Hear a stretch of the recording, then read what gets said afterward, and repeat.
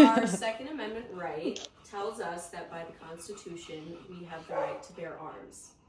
That was written in 1787 when people still owned other people. So, fast forwarding to today, Esteban Santiago flew into an Alaskan airport and shot and killed 5 people and injured 6.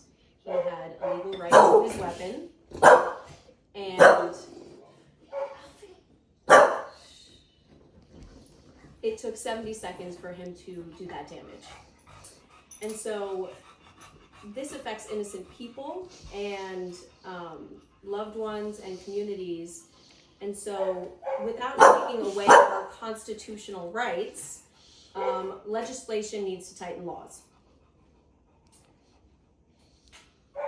Mass shootings, despite the publicity they receive, account for fewer than 2% of all gun deaths in the U.S. And so there's a common misconception about gun violence and where it surrounds. So the U.S. is one of the leading, gun violence is an epidemic in the U.S. and is one of the leading causes of death. But the problem is that state by state mandates are not, they're all different. And so you have issues where people are getting guns and walking into a store and just buying them, and you have states that are stricter and you can go in and you have to register and things like that. And how we would fix this is that the Supreme Court needs to pass legislation without infringing on that Second Amendment right to still bear arms. And so if we dive deeper into gun violence, the epidemic that we face, 38% of gun violence is actually from homicide, and 58% of gun violence is from suicide. So the leading cause of death for gun violence is not actually from other people, it is from suicide. And so why are our rates so high, and what is causing the statistics to not come down? The 14th Amendment incorporates the Second Amendment right to recognize in Heller to keep and bear our arms for the purpose of self-defense.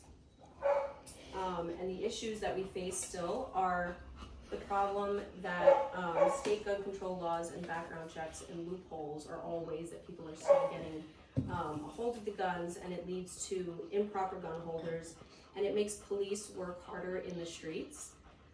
Because it's like, who's the good guy with the gun and who's the bad guy with the gun? And so a single mother with children may want to carry a gun, and we should not alienate her of that right. And so federal laws and consistent state mandates and background checks to keep people in check and to see who's actually getting control of these guns, people who really want them to use them for protection, would be beneficial for all of us. If we had something like we pass gun possession exams like the same way we would with driver's permits and driver's licenses, all of this would be for the greater good of safety and protection. So a lot of people would say that guns don't kill people, people kill people. And that argument to maintain the Second Amendment is true, but it actually works in the defense of gun control, because it's absolutely right that guns should not be in the wrong hands. So mental illness is a huge issue with this. And so if we had background checks, we would just, be able to weed out the people who shouldn't have them. And so your defense would be simply against something like assault or somebody coming in to your home purely for protection. But the issue that we're facing now is that people want to have guns to protect themselves from other people that are crazy that might have a gun. And so we touched on the epidemic with this because the leading cause is suicide, and so the mental illness background checks would be imperative, and to have that statewide is something that we would really need. And